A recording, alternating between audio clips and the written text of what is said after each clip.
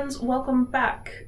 This video, whilst I am putting it in with my null binding videos, is not strictly speaking a tutorial, but is rather a discussion. On the Book of Faces, I am part of a group called Null Binding that deals with null binding. Recently in that group there was a discussion about different ways to start a piece of null binding, and I was kind of stalking that thread, looking at different people's perspectives on things and just trying to take in some new information. I did notice that there was some commentary on that thread that I think touches on some of the stuff I've put in other videos, so I kind of wanted to discuss why I do things the way I do them when I null bind. As always, I am an enthusiast but not an expert, so if you feel like I'm not giving you the right information, feel free to go and check out all the other wonderful videos on YouTube or other blogs and other websites that have more information from people who arguably are the experts in it. The primary reason why I decided to make null binding videos is because some of the videos that I watched on YouTube didn't quite articulate things or show things in a way that quite clicked with me, and I wondered if maybe I could do something a little bit different and show people a different way that would work for them. And so my videos are not for everyone, and I understand that, and I thank you for watching them even if you found them not quite your thing. One particular comment on this Facebook group thread that kind of grabbed my attention was talking about starting from the closed end of a garment using the magic loop technique, or whatever variant of that name you call it. That version that has a slip knot that you do your first row of stitches onto, that you pull tight, and that closes up that end of the garment. The reason that this comment particularly grabbed my attention was because it basically said what I said in my video, and they found that it didn't work for them. Cool, that's fine. But they also didn't understand why I was doing it that way, so here comes my explanation, as rambling as it may be. I start with 15 stitches on that first row when using the magic loop technique, because when I multiply that out in the following rows to get the size of garment that I need, 15 is a really nice starting place and I get a really nice curvature to the start of my garments. Before I talk about the nitty-gritties of why I do that, let me talk about what I use. I use a bone needle that is 8 centimeters long and 1 centimeter wide at its widest. Some people would say that that's quite chunky. Some people would say that it's fairly average. And some people would find that a little bit small. Everyone has their own different needle size. That's just my favorite needle in my collection, and it's the one I use the most. It's the one that I use in all my tutorials. Secondly, I use 8 ply standard pure wool yarn. Nothing fancy, just basic, but it does the job. It's not too chunky as to be too modern, and it's not so fine that I'm sitting there for days and days making a single sock. Thirdly, I don't work on the thumb. I work freehand off the thumb. That means that I'm tensioning to my needle for the majority of what I'm doing. It's a little bit different in technique to what a lot of other people use. A lot of people will work on the thumb, and that's cool too if that works for you. I just never felt comfortable with it, and so I work off the thumb. I find it much easier to get even tension and the stitches the size I want them to prevent, heat loss and all that sort of stuff from a garment that should keep me warm. Arguably, if we're talking about historical garments, I should be using a much finer needle, a much finer gauged yarn, although pure wool would still be very appropriate.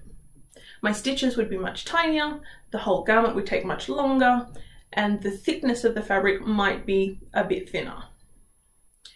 Because I'm doing a lot of this tutorial work to show you, I don't necessarily want my work to be super fine, because you'll miss out on some of the details in what I'm doing. Whereas if I'm doing a recreation project, which hopefully I'll be able to show you some of later this year, then the size of the needle and the yarn and all that will matter, and I will work on shrinking everything down and spending more time on it, as would be appropriate for a recreation. All of that aside now, let's look at why I start with 15 stitches in the magic loop technique. Using the tools that I do, with the stitch size that I do, starting with anything less than 15 stitches gives me a less than desirable result in my opinion. I have a few samples that I can show you that will kind of demonstrate what happens when I use less than 15 stitches. Some people in the nail bending community feel that 6 or 7 stitches is enough to get you started with the magic loop technique. And that's fine. I'm not arguing that they don't find that useful. For me personally, this is what it looks like. Let's also now look at what I'm trying to achieve when I start like this. I'm generally speaking working on a sock in my tutorials. So for me personally, I need to start at the magic loop and I need to graduate out into a piece that's approximately 60 to 70 stitches around. Now that's the stitch size based on my tensioning to the needle and the thickness of the yarn that I'm using. So 60 stitches around is approximately appropriate for the width of my foot. That's the number I'm working for, 60 stitches. If I start with 6 stitches and I double in the next row, that is 2 stitches increased every single stitch, I end up with 12 stitches, right? The next row I might increase, say, once every other stitch. That would give me 18 stitches in that third row. Do that again, increasing into every other stitch, that gives me 27, increase again into every other stitch, that gives me 40, and then one more row of increasing into every other stitch, that's 60. So how many rows is that? That's 6 rows to get to my 60 stitches. But if I do it this way, I kind of develop a little bit of a nipple on the end of my work. And for most of the pieces that I work on, I don't want that. I want a nice smooth toe to my sock, or I want a nice smooth crown to my beanie, whatever the case is. I don't necessarily want that little bump at the top of my work. Arguably, I could double again in the third row. That could work. So we'd go from 6 stitches in the first row to 12 into the second row because I've doubled every time again to 24 stitches, and then progress to increasing every second stitch, which would give me 36 stitches followed by 54 stitches if I did again. That doesn't quite get me to my 60, so I would have to take another row, that 6th row, and I would be over my count. Okay, that could still work, but it doesn't quite work out for me. It's not the most desirable method to achieve that 60 stitches, and it's also not quite desirable for the finish of garment I want. Alright, so let's put 6 stitches aside and let's look at something else. What happens if I start with 8 stitches in that first row, and then we do the maths to achieve 60 stitches? How many rows and how would I have to go about it? We start with 8 stitches in the base row, we double to 16, we double then in the third row to 32. Okay, we're halfway there, that's pretty good.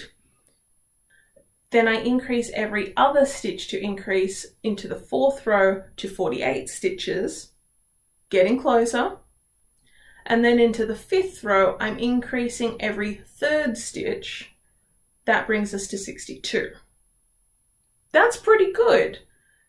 But starting, even doubling both the 2nd and 3rd row, I still end up with a small little teat on the end of my work.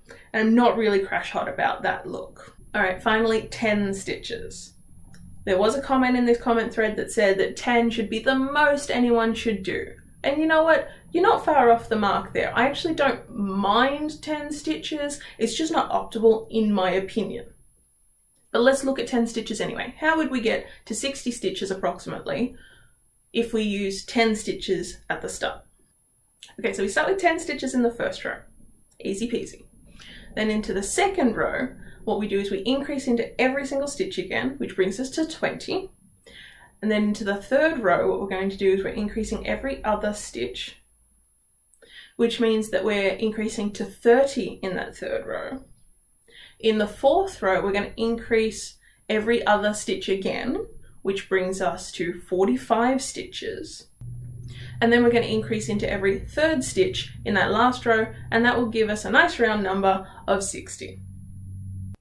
Okay, so arguably 10 stitches is not a bad option. Not by any stretch. There's a little bit of a bump there at the start, but otherwise it's a pretty good way of getting to 60.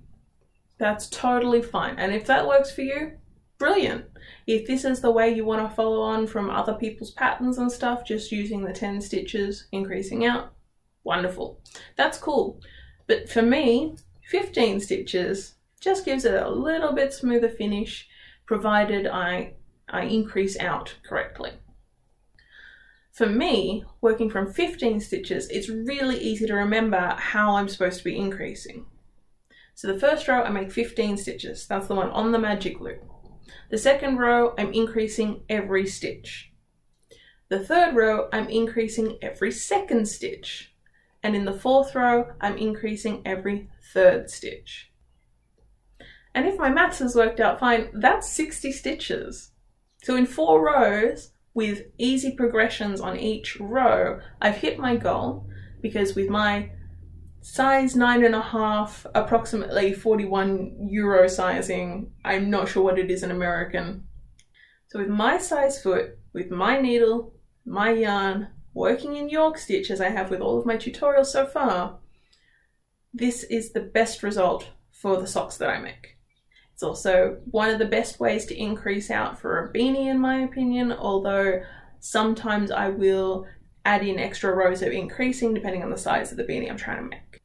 It's not always fun to think of our hobbies and crafts in such mathematical terms, but I do find it necessary to sort of work all this stuff out before I jump into a project to make sure I'm going to be reaching the right size for the garment that I'm making. And it's also probably really important for you to consider what you need to do, what steps you need to take in order to make the garment fit you the best you can. What variable factors do you have? What sort of things can you control? What things can't you control? And what's the maths involved in getting it the right size? I hope you found this helpful, and if you did, please give it a thumbs up. If you've got other suggestions about how we could go about starting pieces like this, particularly using the magic loop or starting from the closed end of a garment, please leave your suggestions in the comments. Let's have a really good conversation about this. Let's make it a discussion. So be kind to each other in the comments, be kind to me, and hopefully we can learn something from this. Until next time, bye for now.